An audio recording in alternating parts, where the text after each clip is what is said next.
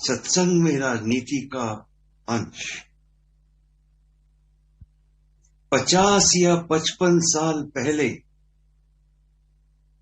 हुजूर साहब जी महाराज ने हुजूर राधा स्वामी दयाल के चरण कमलों में यह प्रार्थना पेश की थी कि एक, या तो अपना राज्य कायम कीजिए, या दो, सत्संग में योद्धा तैयार हों, अथवा तीन, सत्संग में सत्संगियों की समस्त आवश्यकताओं को पूरा करने का इंतजाम हो। इसके 5-7 वर्ष बाद हुजूर साहब जी महाराज ने यह फरमाया कि हमारी संगत राष्ट्र निर्माण का कार्य करने के लिए चुन ली गई है और सत्संग नेपोलियन और वॉशिंगटन जैसे महान राजनीतिज्ञ पैदा करेगा जो भक्ति मार्ग के क्रियाशील समर्थक और दृढ़ अनुयायी होंगे। यह इस बात का स्पष्ट संकेत है कि राजनीति और भक्ति रीति का सुखद सम्मिश्रण तैयार हो जाएगा और वह सत्संग के जीवन का नियम, कानून, व्यवहार तथा सार होगा। उपरोक्त वचन में साहब जी महाराज ने साफ तौर पर फरमाया है कि सत्संग मुसोलिनी की भांति राजनीतिक सत्ता नहीं हथियाएगा अपना स्वार्थ सिद्ध करने के लिए।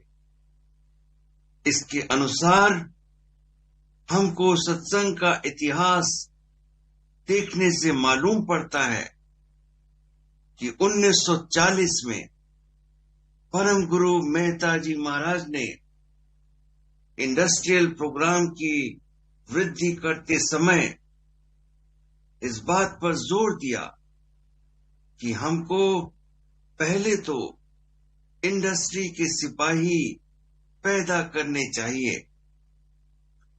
फिर कई साल बाद उन्होंने फरमाया कि हमने उत्पादन करने वाले वीरों को पैदा किया है जिन्होंने बड़ी मात्रा में सामान पैदा किया है।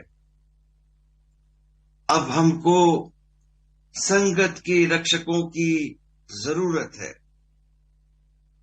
कम्युनिटी के रक्षकों से क्या मतलब है? साहब जी महाराज ने इस विषय पर रोशनी डाली थी। उन्होंने फरमाया था कि सत्संग सुपर ह्यूमन की जाति यानी रेस तैयार करेगा।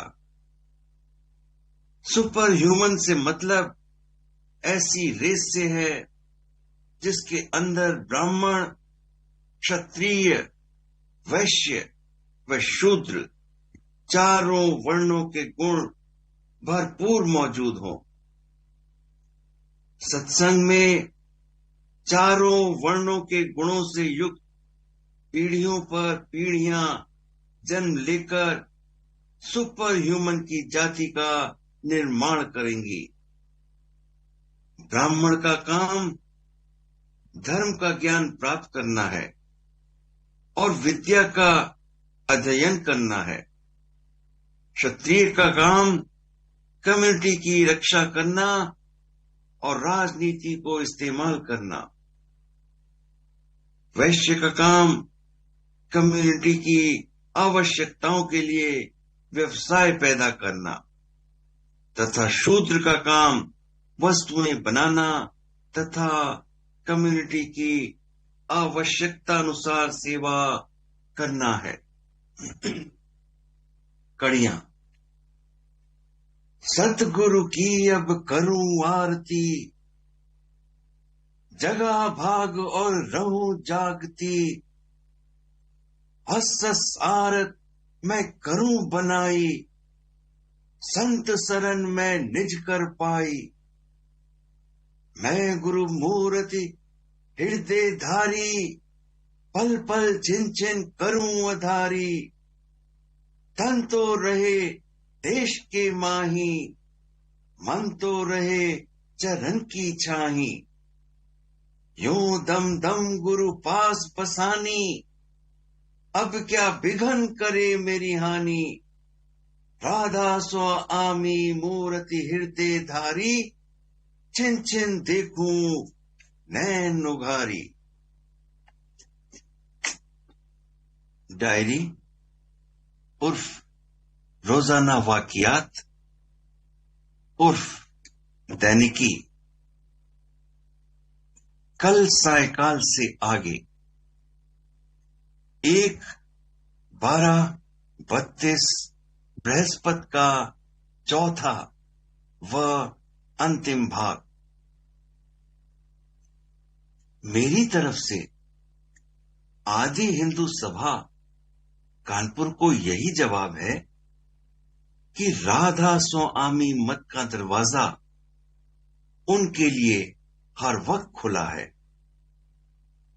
राधा स्वामी मत अनुयायियों ने आप लोगों को खातिर गुज़िश्ता 70 सालों में जात पात के कैदी व घमंडी हिंदू भाइयों के हाथों से जो जो जुल्म उठाए, उनका तहरीर में लाना तूले अमल है, यानी दीर्घ प्रक्रिया है।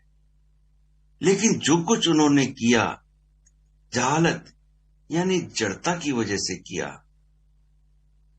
हम उन्हें उनकी जहालत की सजा में नुकसान पहुंचाना पसंद न करेंगे।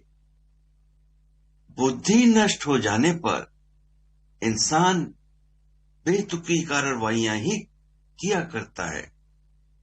लेकिन अब दया से सूरज रोशन हो रहा है और हिंदू भाइयों को आम तौर सुमत आ रही है।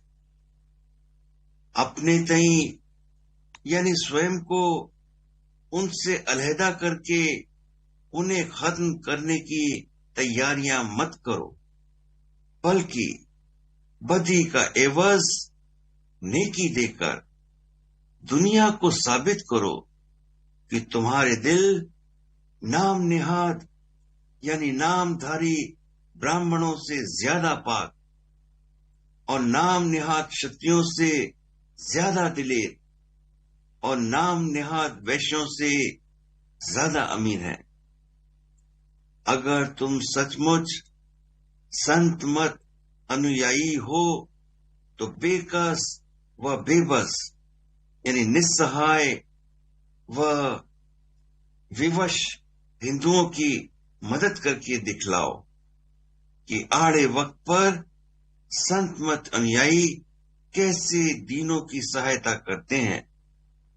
और यह भी याद रखो कि हरचंद आज तुम्हें हिंदुओं से अलग हो जाने में अपना फायदा नजर आता है, लेकिन मौजूदा हालत ज्यादा अरसा तक कायम नहीं रह सकती। तुम्हारी संगत को अभी अपने पांव पर खड़ा होने में वक्त लगेगा। अगर आज तुमने हिंदुओं से अलहदगी अख्तियार करके उनका नाश करवा दिया तो कल तुम्हारे नाश होने के भी दिन आ जावेंगे। तुम पूना के फैसले को मंजूर कर लो और इस दरमियान में अपना कदम आगे बढ़ाओ। हिंदू और तुम मिलकर मुल्क का और एक दूसरे का ज्यादा भला कर सकते हैं बमुकाबले अलहदा अलहदा काम करने के।